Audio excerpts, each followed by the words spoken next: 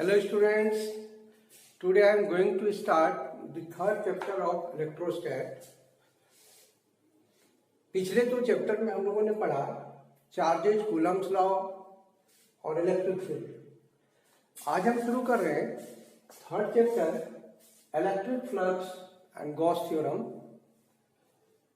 इस चैप्टर में हम लोग क्या क्या पढ़ेंगे उसका एक शॉर्ट कंटेंट्स देखिए। सबसे पहले हम लोग पढ़ेंगे एरिया वेक्टर, उसके बाद इलेक्ट्रिक फ्लक्स, उसके बाद गॉस थ्योरम, इसके बाद पढ़ेंगे 6 एप्लीकेशंस ऑफ गॉस थ्योरम। हम लोग गॉस थ्योरम पढ़ने के बाद उसका डिटेल में हम लोग डिस्कस करेंगे और फिर कहां कहां पर ये गॉस लॉ यूज होता है, किस पर्पस के लिए यूज करते हैं, वो हम लोग पढ़ेंगे 6 एप्लीकेशंस के नाम पर। अभी पहले हम लोग देखते हैं एरिया वेक्टर। ऐसे तो हम लोग एरिया को स्केलर बोलते हैं, लेकिन आवश्यकता पड़ने पर एरिया को वेक्टर के रूप में देखा जा सकता है। अब चूंकि एरिया का वेक्टर का एक डायरेक्शन होता है, तो वेक्टर का डायरेक्शन यदि होता है तो एरिया स्केलर है, इसको वेक्टर के रूप में देखने के लिए इस पर हम लोग परपेंडिकुलर खींचते हैं। अब ये एरिया एक वेक्टर के रूप में देखा जाएगा। सरफेस कैसा भी हो उस पर यदि हम लोग परपेंडिकुलर खींचते हैं तो उस एरिया वेक्टर का डायरेक्शन रिप्रेजेंट करता है। ये प्लेन सरफेस के लिए है। यदि सरफेस एरिया कर्व हो, टेढ़ा मेढ़ा एरिया हो, तो हम लोग एक तरीका है एलिमेंट्री एरिया लेने का। एलिमेंट्री एरिया सबसे छोटा होता है। कर्व एरिया में यदि एलिमेंट्री एरिया लेते हैं तो प्लेन होता है। तो यहाँ पर एक टेढ़े मेढ़े एरिया में यदि हम लोग ds एक एलिमेंट्री एरिया लिए तो इस पर जो परपेंडिकुलर खींचे ये एरिया वेक्टर कहलाएगा, जिसका डायरेक्शन सरफेस पर खींचे गए परपेंडिकुलर की तरफ होगा। अब आगे देखिए इलेक्ट्रिक फ्लक्स, इसको हम लोग फाई से रिप्रेजेंट करते हैं। इसका डेफिनेशन क्या होता है? इलेक्ट्रिक फ्लक्स मतलब total number of electric lines of forces. हम लोग कह सकते हैं total amount of electric lines of forces passing through an area vector. Area vector हम लोग पहले देखें, जिस डायरेक्शन में एरिया है एरिया वेक्टर, उसी डायरेक्शन में जितने लाइंस पास करेंगे हम लोग उसी को इलेक्ट्रिक फ्लक्स बोलते हैं। इसलिए इसका डेफिनेशन देख लीजिए, total amount of field lines, total amount of field lines. अब लाइंस कहां से निकलता है? चार्ज से। तो उस सरफेस एरिया के आसपास यदि कोई चार्ज रखा गया है तो चार्ज से निकलने वाला लाइंस उस वेक्टर एरिया से जितना पास करेगा हम लोग उसी को फ्लक्स बोलेंगे। सो इसका डेफिनेशन क्या है? Total amount of field lines passing through an area vector is known as, is called electric flux. अब हम लोग इसको एग्जाम्पल में समझेंगे कैसे, इसको मापेंगे कैसे, मेजर कैसे किया जाएगा। पहले देखिए, it is measured by the dot product of field vector यानी electric field intensity and area vector. Total flux को मेजर करने का तरीका क्या है? डॉट प्रोडक्ट ऑफ, जैसे हम लोग क्लास 11 में पढ़े A dot B equal to A B cos theta, उसी तरह से electric flux is the dot product of area vector and field vector. Field vector मतलब electric field intensity. So electric flux through any area is measured by E vector dot A vector और area vector. यदि elementary area हम लोग लेकर के काम करते हैं, जैसे ये टेढ़ा मेढ़ा एरिया जिसमें एलिमेंट्री एरिया लेंगे ds, तो फिर हम लोग d5 पहले निकालेंगे और फिर उसको इंटीग्रेट करेंगे। लेकिन पहले d5 का फॉर्मूला लिखेंगे, E vector dot ds vector, where E is equal to electric field intensity on that area. Area के ऊपर जो इलेक्ट्रिक फील्ड इंटेंसिटी है उसकी बात कर रहे हैं हम लोग। एग्जाम्पल में कुछ देखें हम लोग तो एकदम से क्लियर हो जाएगा। पहला एग्जाम्पल हमने लिया है प्लेन सरफेस एरिया। देखिए ये है, this is the plane surface area, और इस प्लेन सरफेस एरिया में इस प्लेन सरफेस एरिया में फील्ड लाइंस ऐसे जा रहा है, तो फील्ड लाइंस और इलेक्ट्रिक फील्ड इंटेंसिटी का डायरेक्शन जिधर है उधर एरिया का ही डायरेक्शन है, यानी दोनों के बीच का एंगल हो गया 0। तो हम लोग फ्लक्स इसके थ्रू, इस एरिया के थ्रू कितना फ्लक्स जा रहा है, तो लिखेंगे E dot A is equal to E A cos 0, यानी कि E into A, this is the maximum flux. आगे हम लोग देखते हैं कि एरिया वही है लेकिन फील्ड लाइंस का डायरेक्शन ऐसे है, यानी इलेक्ट्रिक फील्ड इंटेंसिटी ऐसे है, लेकिन एरिया वेक्टर तो परपेंडिकुलर होगा। तो field lines, electric field intensity और सब ये E है, E इलेक्ट्रिक फील्ड इंटेंसिटी और एरिया वेक्टर के बीच का एंगल थीटा है। तो हम लोग यहाँ पर थीटा जो भी रहेगा उसको लिखेंगे, कहने का मतलब E A cos थीटा। फिर आगे देखिए कि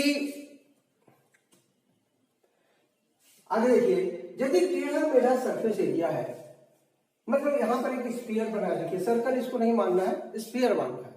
यदि एक स्फीयर है और इस स्फीयर का एक छोटा सा पार्ट हम लोग यहां लिए, देखिए स्फीयर के अंदर एक चार्ज है और वहां से फील्ड लाइंस निकल रहा है और वो सरफेस को क्रॉस कर रहा है, तो इतने सरफेस एरिया से कितना फ्लक्स निकलेगा इसको कैलकुलेट कर रहे हैं। क्या करेंगे, पहले एलिमेंट्री एरिया का फॉर्मूला लिखेंगे, d phi is equal to E dot D S.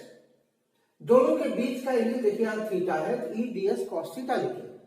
फिर हम लोग इस टोटल एरिया से कितना फ्लक्स जाएगा, तो हम लोग इसको इंटीग्रेट कर दिए, phi equal to surface integral E dot D s.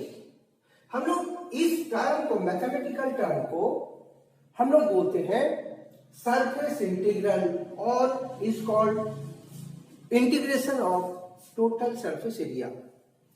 हम लोग इसके बाद का टॉपिक हम लोग इसी को कंटिन्यू करते हैं अभी, और आगे हम लोग देखते हैं कि अगला टॉपिक,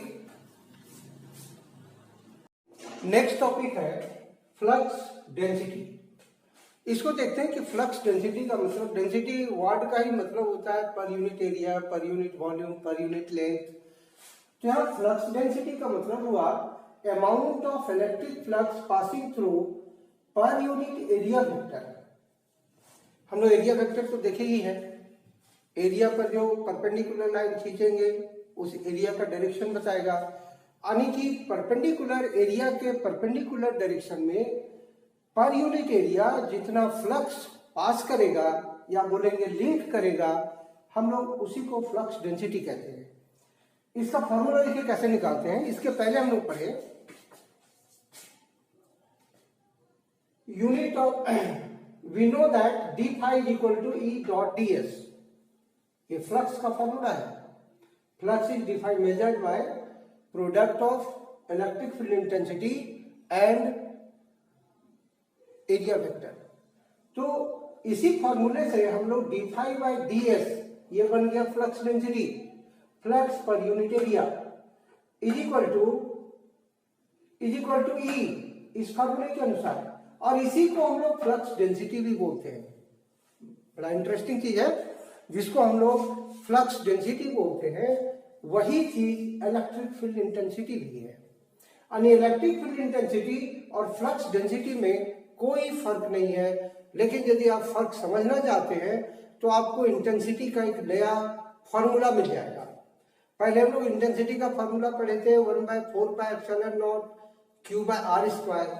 अब फ्लक्स के आधार पर इंटेंसिटी को हम लोग डिफाइन करेंगे as a flux density. Flux density मतलब इलेक्ट्रिक फील्ड इंटेंसिटी का मतलब electric flux passing through unit area vector, मतलब एक एक पॉइंट से कितना लाइंस पास कर रहा है, number of lines passing through ये पॉइंट, एक एक पॉइंट मिलकर के एरिया बनता है।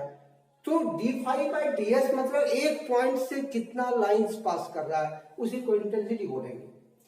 यूनिट देखिए, यूनिट ऑफ फ्लक्स क्या हो जाएगा, न्यूटन पर कूलम होता है ई का, और एरिया का metre square, newton metre square पर कूलम। और फ्लक्स का डायमेंशन जो होगा वो mLT-2 न्यूटन का, मीटर स्क्वायर का L स्क्वायर और पर कूलम का A-1T-1, यानी कुल मिलाकर के हो गया mL3T-3A-1। ये हम लोग का यूनिट हुआ। उसी तरह से यूनिट ऑफ फ्लक्स डेंसिटी यानी इंटेंसिटी बदलेगा तो नहीं, हम लोग पहले पढ़ चुके हैं। इंटेंसिटी का यूनिट होता है न्यूटन पर कूलम, तो वही रहेगा। तो अब यहां पर हम लोग देखें कि इसका डायमेंशन हम लोग पहले निकाल चुके हैं, लेकिन एक बार फिर आप देख लीजिए mLT-3A-1। तो हम लोग फ्लक्स डेंसिटी और फ्लक्स के बारे में दोबारा इसलिए पढ़े क्योंकि इसका रिलेशन इलेक्ट्रिक फील्ड इंटेंसिटी से है। अब आगे हम लोग देखते हैं कि गॉस थ्योरम क्या है।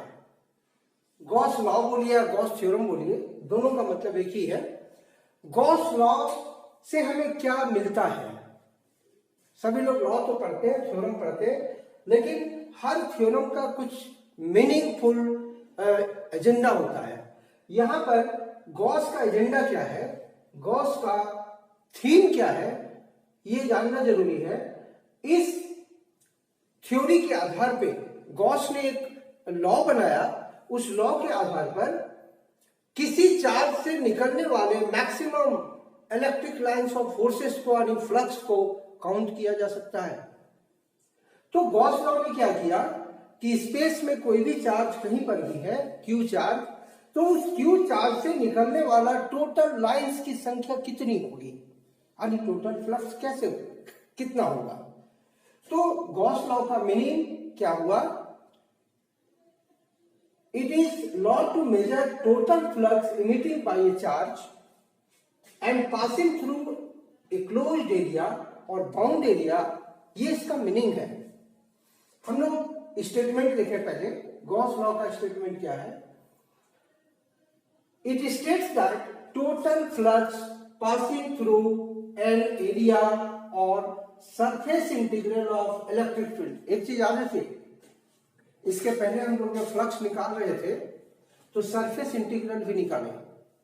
Surface integral flux is equal to total flux is equal to surface integral of electric field. यानी ई डॉट डी एस का सरफेस इंटीग्रल, ये क्लोज जो दिए है सर्कल, ये बाउंड एरिया के लिए है।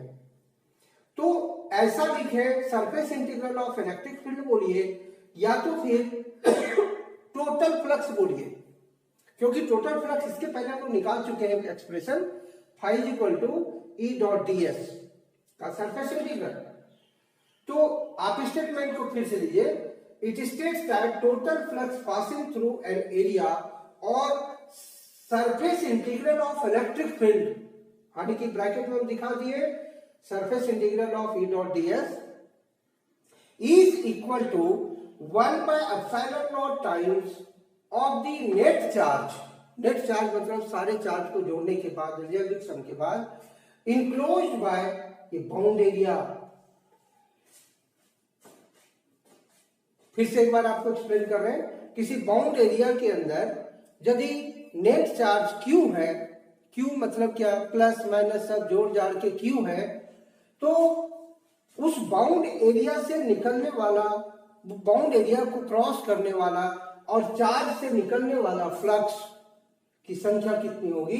Q/ε0, 1/ε0 times of the net charge. अब आगे देखिए, हम लोग इसको प्रूफ करेंगे। गॉस थ्योरम क्या बन गया? Total flux phi is equal to surface integral of electric field is equal to Q/ε0। ये हमारा गॉस थ्योरम है और इसी गॉस थ्योरम को हम लोग पहले प्रूफ कर लेंगे। ये प्रूफ कैसे होगा? तो हमने क्या किया है कि स्पेस में एक चार्ज लिया है और इस चार्ज को सेंटर मान करके, आर को रेडियस मान करके एक स्फीयर बनाया, इमेजिनरी हाइपोथेटिकल स्फीयर। अब जितना चार्ज से जितना लाइंस ऑफ फोर्सेस निकलेगा यानी फ्लक्स निकलेगा वो डेफिनेटली पूरे सरफेस एरिया को क्रॉस करेगा, पास करेगा। हम क्या किए हैं, उस क्लोज स्फीयर पे सरफेस एरिया पे एक छोटा सा एरिया लिए है ds, और ds का डायरेक्शन देखिए जिधर है उधर ही इलेक्ट्रिक फील्ड का भी डायरेक्शन है, क्योंकि यहां से ये परपेंडिकुलर है, सरफेस पर परपेंडिकुलर है और E और ds का डायरेक्शन सेम है, इसलिए E और ds के बीच का एंगल थीटा 0 होगा। हमें शुरू कहां से करना है, प्रूफ देखिए। From Gauss law phi is equal to E dot ds is equal to E ds cos 0, क्योंकि थीटा का वैल्यू यहां पर 0 है। 0 क्यों होगा समझ में आया, क्योंकि जिस डायरेक्शन में इलेक्ट्रिक फील्ड है, यहां पर इंटेंसिटी इलेक्ट्रिक इंटेंसिटी है, उसी डायरेक्शन में एरिया वेक्टर भी है, एलिमेंट्री एरिया वेक्टर। सो cos 0 का वैल्यू 1 हुआ, सो हम लोग क्या लिखेंगे 1। सो हमारा बच गया क्या E ds, लेकिन कूलम्स लॉ के अनुसार E का यहाँ पर Q है और ये R डिस्टेंस है, तो यहाँ पर इंटेंसिटी लिखेंगे हम लोग 1/4 pi epsilon naught Q by R square. So E के जगह पे हम लोग ये पुट करेंगे तो 5 हो गया 1/4 pi epsilon naught Q by R square, और अब इंटीग्रेशन किसका होगा ds का। सो ds का इंटीग्रेशन देखिए, ds का इंटीग्रेशन करेंगे और हमको पता है कि एक स्फीयर है, तो ds का इंटीग्रेशन करने का मतलब एलिमेंट्री एरिया का पूरा वैल्यू निकालने का, पूरा वैल्यू कितना होगा तो 4 पाई r स्क्वायर। ये राउंड दिया हुआ इस तरह का, इसका मतलब क्लोज सरफेस एरिया है, और यहां पर हम देख रहे हैं कि हमने इमेजिनरी स्फीयर बनाया है, तो ds लेकर के उसका इंटीग्रेशन करेंगे, इसका मतलब हुआ एक स्फीयर का सरफेस एरिया निकालना जो 4 पाई r स्क्वायर है। और अब हम लोग ds के जगह 4 पाई r स्क्वायर रखेंगे, तो 4 पाई r स्क्वायर 4 पाई r स्क्वायर देखिए नीचे से कट गया, और सीधा सीधी क्या बच गया, सीधा सीधी बच गया q बाय एप्सिलॉन नॉट। ये q by epsilon naught phi के लिए आया। अब फाई टोटल फ्लक्स है, q नेट चार्ज है, so total flux is equal to 1 by epsilon naught times of the net charge, and this is the Gauss law, it is proved. Students, next class में हम Gauss law पर सबसे पहले discussion करेंगे। Discussion का मतलब ये होगा कि इस गॉस लॉ में थोड़ा भी यदि चेंजिंग करने से फ्लक्स कितना काउंट करेंगे। तो आज का क्लास हम लोग यहीं पर खत्म करते हैं, फिर मिलते हैं नेक्स्ट क्लास में। Thank you.